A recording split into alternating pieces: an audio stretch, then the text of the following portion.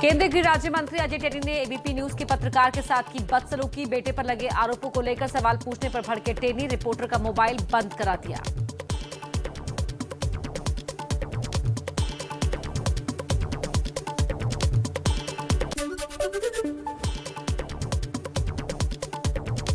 सूत्रों के मुताबिक केंद्रीय गृह राज्य मंत्री अजय मिश्रा को हटाया नहीं जाएगा। बीजेपी ने कहा, जब सुप्रीम कोर्ट की निगरानी में चल रही है एसआईटी जांच, तो वो जांच कैसे प्रभावित कर सकते हैं। लखीमपुर में अजय मिश्रा टेनी की गाली गलौज से नाराज पत्रकारों ने डीएम को सौंपा ज्ञापन, कार्रवाई की मांग की।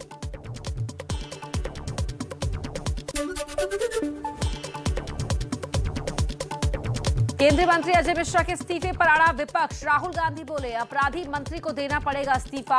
अखिलेश ने पूछा, लखीमपुर में कब चलेगा योगी सरकार का बुलडोजर। उत्तर प्रदेश के जितने भी माफिया हैं उनकी सूची जारी करनी चाहिए और उन पे बुलडोजर कब चलेगा ये सरकार बताए।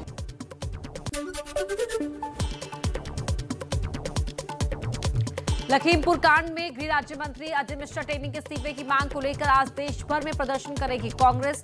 सभी जिला मुख्यालयों पर धरने की तैयारी।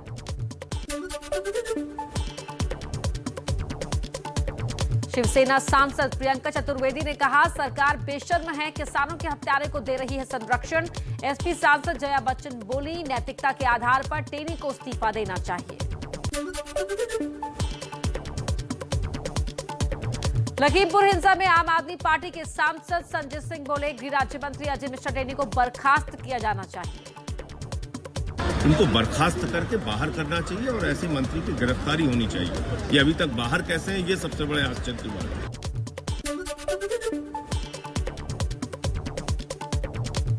कांग्रेस ने मंत्री अजय मिश्रा टेनी के खिलाफ केस दर्ज कर कार्रवाई की मांग की। रणदीप सुरजेवाला बोले, अभी प्रधानमंत्री ने कार्रवाई नहीं की तो साबित हो जाएगा कि सब कुछ पीएम और योगी के इशारे पर ही हुआ। पत्रकार के साथ अजय मिश्रा टेनी की अभद्रता पर सवाल टाल गए यूपी बीजेपी के अध्यक्ष स्वतंत्र देव सिंह। बिना जवाब एबीपी गंगा के रिपोर्टर के साथ अजय मिश्रा ने अभद्रता की है, उस पर आप क्या कहेंगे? भीमसेन राजभर जी के कार्यक्रम में आने का सौभाग्य प्राप्त हुआ। लखीमपुर हिंसा को लेकर सदन में हंगामा। केंद्रीय मंत्री अजय मिश्रा के इस्तीफे की मांग। राहुल गांधी ने दिया था स्थगन प्रस्ताव, लेकिन सरकार ने नहीं मानी मांग। बीजेपी सांसद जगदम्बिका पाल ने भी किया अजय मिश्रा टेनी का बचाव। आरपीआई के अध्यक्ष रामदास आठवले भी बोले, अजय मिश्रा को हटाने का सवाल ही नहीं। वो मामला कोर्ट में है, तो आखिर अब अगर सदन को नहीं चलने दे रहे हैं तो इस सदन का बहुमूल्य समय जनता के एक्सचेकर के पैसे के लिए जिम्मेदार ये विपक्ष या राहुल गांधी। चलिए कुछ और सियासी खबरें आप तक पहुंचाएं अब तेज रफ्तार में। एबीपी न्यूज सी वोटर के सर्वे के मुताबिक बीते 10 दिन में सीएम योगी की लोकप्रियता में गिरावट आई है। योगी के कामकाज को खराब बताने वाले भी बढ़े।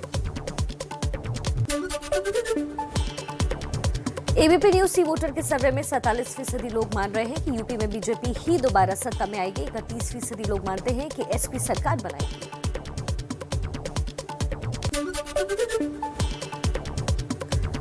यूपी के सरकारी कर्मचारियों के लिए बड़ी खुशखबरी। योगी सरकार ने महंगाई भत्ता 28% से बढ़ाकर 31% किया।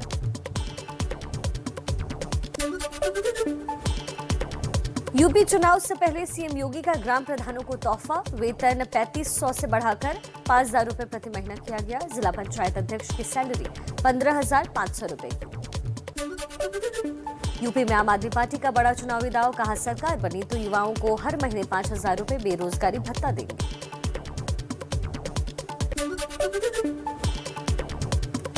क्रिकेटर हरभजन सिंह के कांग्रेस में जाने की अटकलें हुई तेज। पंजाब प्रदेश अध्यक्ष नवजोत सिंह सिद्धू ने हरभजन के साथ तस्वीर ट्वीट कर लिखा, संभावनाओं से भरी तस्वीर, चमकते सितारे भज्जी के साथ। पंजाब चुनाव में बड़ी हलचल। बीजेपी कैप्टन अमरिंदर और सुखदेव सिंह ढींढसा के बीच गठबंधन तकरीबन तय। जल्द हो सकता है ऐलान। चित्रकूट में हिंदू एकता महाकुंभ में बोले आरएसएस प्रमुख मोहन भागवत, हिंदू धर्म छोड़ने वालों पर वापसी करें। घर वापसी करे, माफ कीजिएगा, डर ज्यादा दिन बांध नहीं सकता, शपथ भी दिलाई। कोलकाता नगर निगम चुनाव की रैली में ममता बनर्जी के हुंकार, कहा 2024 के चुनाव में खेला हुए देश भर में हारेगी बीजेपी। हम लड़ेंगे, हम डर करेंगे, हम जिएंगे और हम जिंदगी भी निभाएंगे, हम जिंदगी भी बिताएंगे। थल सेना प्रमुख जनरल एम नरवणे ने संभाला चीफ ऑफ स्टाफ कमेटी के अध्यक्ष का पदभार। सीडीएस जनरल बिपिन रावत के निधन के बाद से खाली था पद। और आइए कुछ और अहम खबरें आपको बता देते हैं फटाफट अंदाज में ही। पीएम मोदी आज नेशनल वॉर मेमोरियल पर 1971 की लड़ाई के शहीदों को श्रद्धांजलि देंगे। स्वर्णिम विजय पर्व के तहत आयोजन, चारों दिशाओं में भेजी गई मशाल भी शहीद स्मारक पहुंचेगी। 1971 की जंग में जीत की 50वीं वर्षगांठ पर आज कांग्रेस नेता राहुल गांधी देहरादून में कांग्रेस की विजय सम्मान रैली को संबोधित करेंगे। कई पूर्व सैन्य कर्मियों को सम्मानित भी करेंगे। जम्मू कश्मीर के कुलगाम में सुरक्षा बलों और आतंकियों में मुठभेड़, रेडवानी इलाके में 2 आतंकियों को ढेर किया। इलाके में सर्च ऑपरेशन जारी। देश को इलेक्ट्रॉनिक हब बनाने के लिए बड़ी पहल, केंद्रीय कैबिनेट ने सेमीकंडक्टर में पीएलआई स्कीम को दी मंजूरी। 6 साल में खर्च होंगे 76,000 करोड़ रुपए, नहीं होगी चिप की कमी।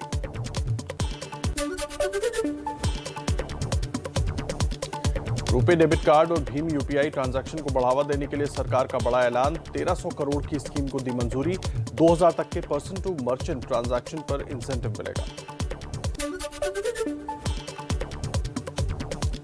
चुनाव सुधारों को केंद्रीय कैबिनेट की मंजूरी। वोटर आईडी को आधार से जोड़ने की मिलेगी इजाजत। सूत्रों के मुताबिक इसी सत्र में संसद में पेश हो सकता है बिल। सूत्रों के मुताबिक क्रिप्टो करेंसी को लेकर मौजूदा सत्र में बिल नहीं लाएगी सरकार। पहले इसी सत्र में बिल पेश होने की संभावना थी।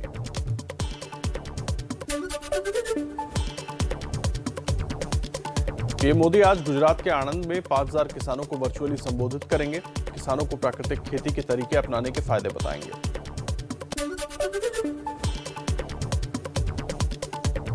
मुजफ्फरनगर में समाजवादी पार्टी और आरएलडी के पोस्टर में राकेश टिकैत की तस्वीर पर विवाद। टिकैत ने कहा, हम कोई चुनाव नहीं लड़ेंगे, कोई भी पार्टी हमारी तस्वीर का गलत इस्तेमाल न करे। वो है तो हमारा पोस्टर का कोई आदमी पॉलिटिकल पार्टी इस्तेमाल ना करे।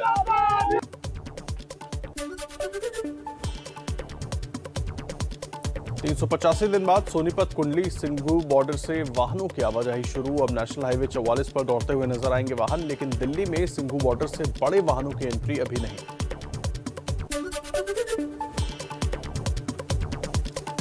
किसानों की घर वापसी के बाद आज दिल्ली मेरठ एक्सप्रेसवे पर भी शुरू हो सकती है आवाजाही। यूपी से दिल्ली की तरफ जाने वाली लेन पर साफ सफाई का काम जारी।